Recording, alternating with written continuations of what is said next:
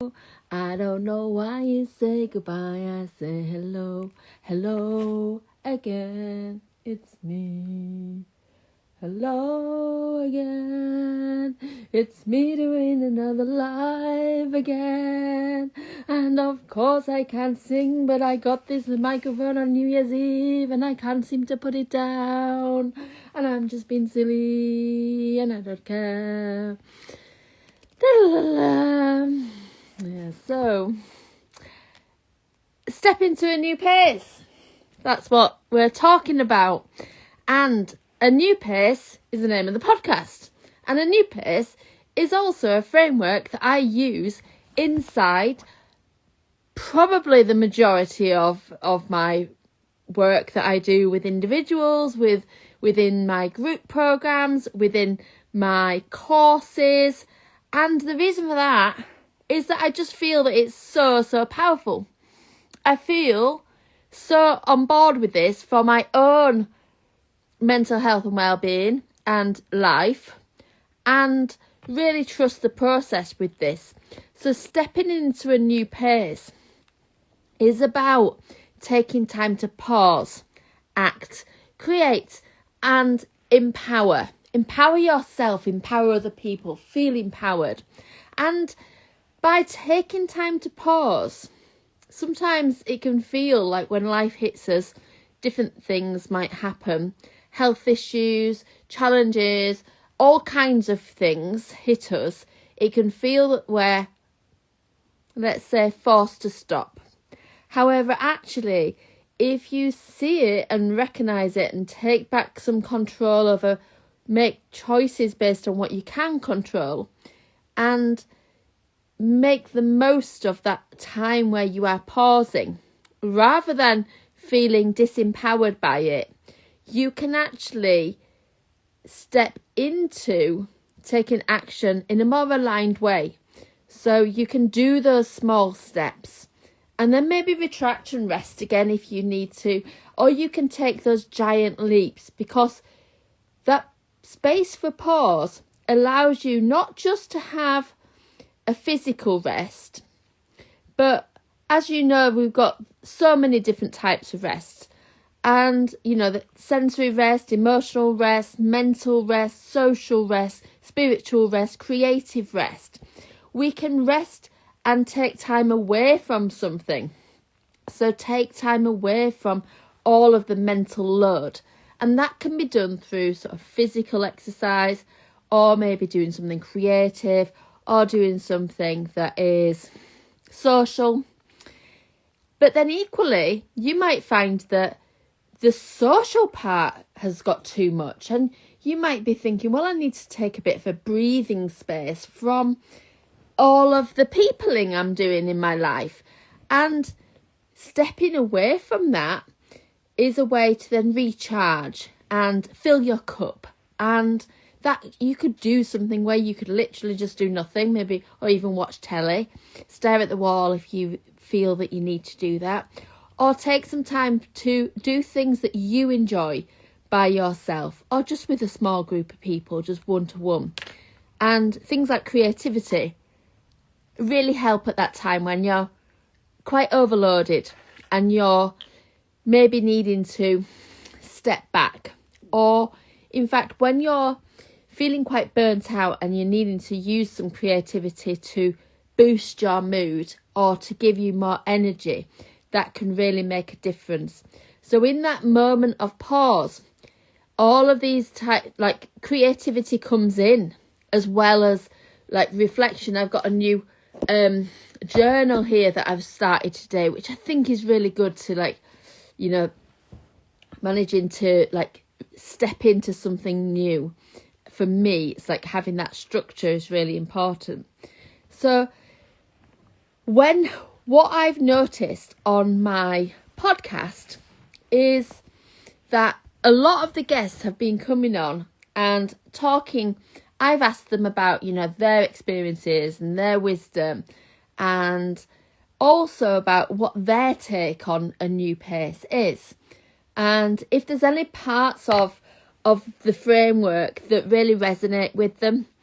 And what I've loved about this is that some people have captured something of them all in their narrative. Some people have leaned more into one or another. And what I find is that the pause element has been really amplified. People are telling me that they haven't taken any time to pause for years maybe, or they feel guilty when they rest and do something, or they don't feel rested when they sit back and do nothing, because actually they thought they needed maybe a physical rest, but what they needed was maybe a break from the thinking, a break from the sort of cognitive, the mental load. So they might need something to, I suppose, to feel more energized.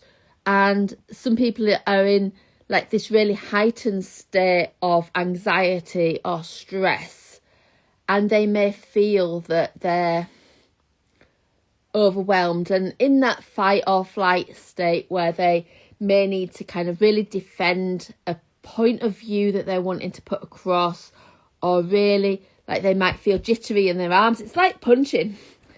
Or it might be that they might shaking their legs, which is like being in flight, like running away. And they may want to avoid things, or they may want to I suppose deny like things, or just do something completely different. And people are really commonly talking about the nervous system, I think, these days, or at least in my world they are. And I think I do see it a lot more in the circles that I like, in a lot of the coaching circles and a lot of the therapy circles. But then I don't know how many people really understand what really goes on for them when they're feeling stressed, or to normalize that, to recognize that it makes sense to feel quite wobbly when for your nervous system and your body to feel weird when you're feeling stressed. And what sometimes people mistake being relaxed for is, people might feel that they look like they're functioning or look relaxed, but actually they're numb, in that sort of freeze state, maybe going on autopilot, not able to really be present, not able to really enjoy things. And it might be that they end up reacting differently to how they might have done if they were fully present, and not they'll be there in their head but not in their heart. So that's where, when people are encouraged to rest, it's not always helpful, because people don't always need to rest. They might need to do something different. They might need to social connections. They might need to do something that inspires them, that do something where they're expressing themselves, where they're really tapping into who they are and what matters to them, instead of just doing what they think that they should do. So this is where creativity comes in. And using creativity as a way of helping with self-care, self-development is brilliant, as well as having support from an art therapist, if that's the direction that you want to go. If you want to go on a more supportive route and really think about like having someone to hold space for you. But the thing about creativity and thing about art making is that it can help when there's different energy levels and different intentions. You can have a different intention and different reason for making art, depending on whether you're feeling overwhelmed, stressed, mad, sad, withdrawn, whatever. If you've got hardly any energy and you can barely get out of bed that day, then you can still do something. You can do even just 5 minutes. You can do it in bed or on the sofa if you want to. So some activities can be really calming, and some activities can be really energizing. And part of my work that I do with individuals, the art therapy work, is to hold space for them to test those boundaries. It might be that someone naturally throws paint at a piece of paper and it's just very expressive, and that might feel then too much. That might feel overwhelming, and it's part of my role to help that client, that person, to make sense of that messy stuff and to feel that they can express the painful emotions in a safe way, that that space is being held. And sometimes it's about mopping up some of the paint. Sometimes it's about suggesting we wear an apron. Sometimes it's about having a big sheet of plastic on a table. Or other times it's about maybe encouraging a different type of material to be used. And other times it's just sitting with that person when things are really huge, really big. And more often than not, that's where it's quite intangible, but that's where maybe shifts sometimes happen. And so being able to create something, if you've got something within you that is drawing you towards being creative, and it might be that you've not done anything creative for a long time. It might be that you used to make art and you love the idea and you already sold and understand why art is so therapeutic, and you're wanting to get back into doing something for yourself, to prioritize it for yourself, not for your children, not for meeting the needs of other people, but for yourself, to pure enjoyment, and to really allow you to feel more confident and connect with your mojo and your true version of you, the one that maybe people might not have seen for a long time. So this is where actually the creative R&R comes in to help, because this provides a space in two different ways. So in a nutshell, this is 28 days of creativity and well-being.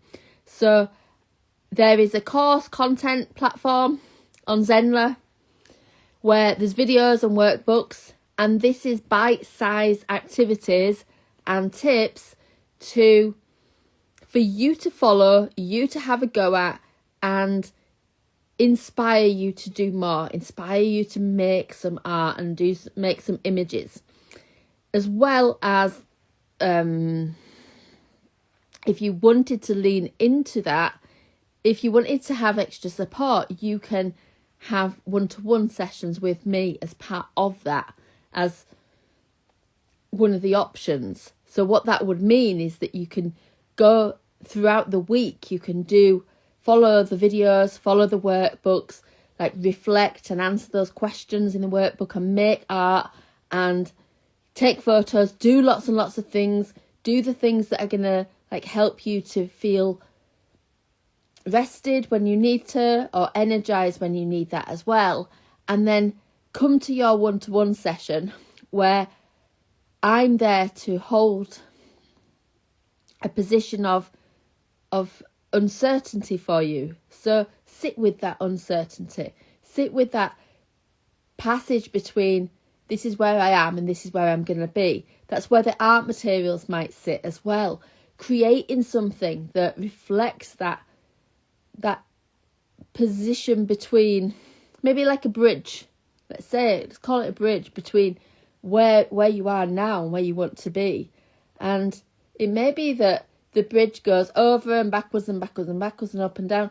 It may be that you don't need it to move dramatically. It might just be that you need some clarity.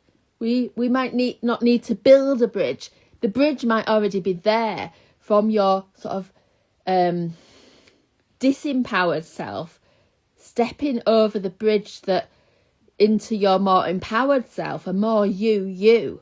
And it may already be there. It just might be covered in mud, or it might be that it's some of the bits of wood on the bridge are broken and we need to go along and fix them and add some extra nails to make it stronger and to make it safe to go over this bridge, to brave this bridge.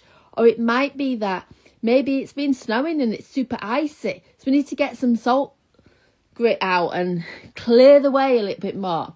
And this is as a sort of a metaphor for stepping into a new pace and stepping forward in your life in a way that feels sustainable, helpful and accessible. This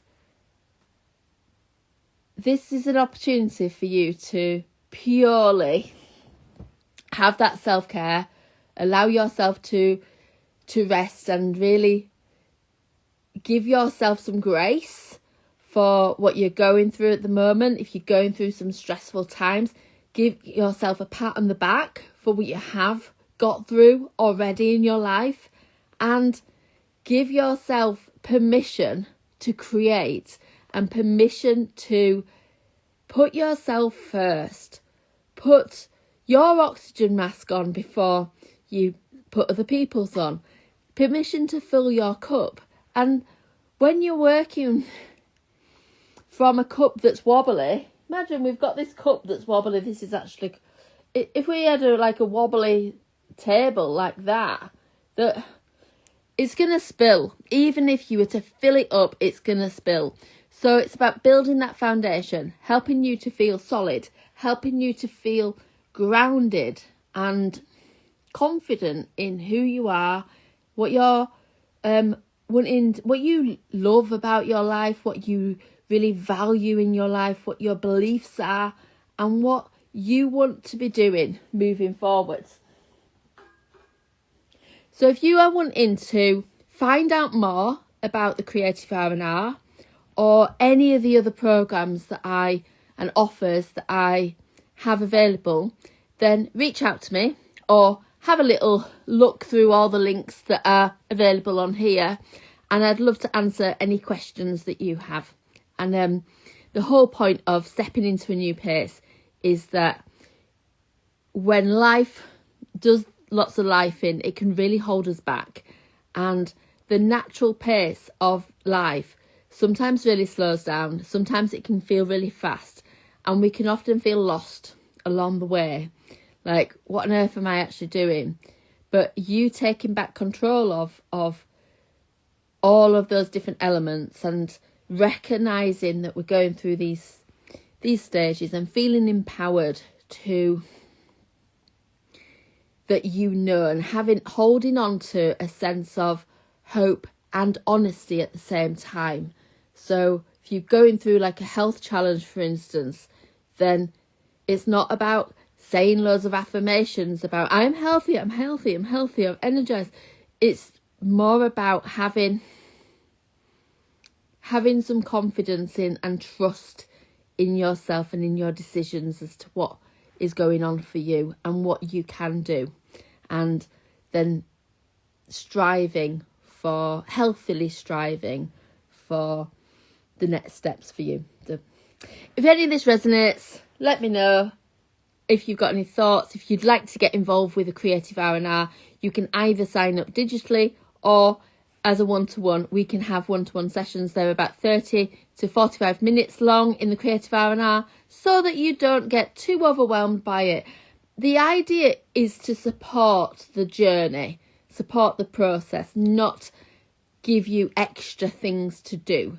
So that's why it feels appropriate to have a choice whether you want to do one-to-one or go along with all the course and everything independently. But thanks for watching and see you soon. Bye bye.